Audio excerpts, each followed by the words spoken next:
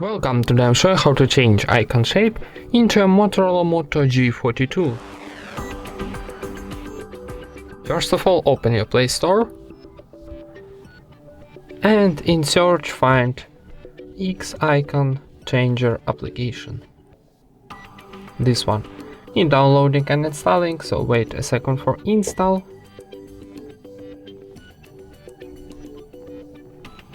And now tap open.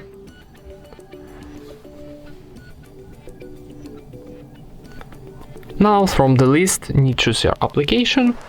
Maybe YouTube will be nice. So, okay, choose your application. Now from the library of icon, choose your new icon shape. Maybe this one. And now for save this icon to YouTube, you need to press on the top right corner to OK button. And wait a second for generating new icon. And now need to close ads maybe a few times, because it's free application. And now tap add to home screen.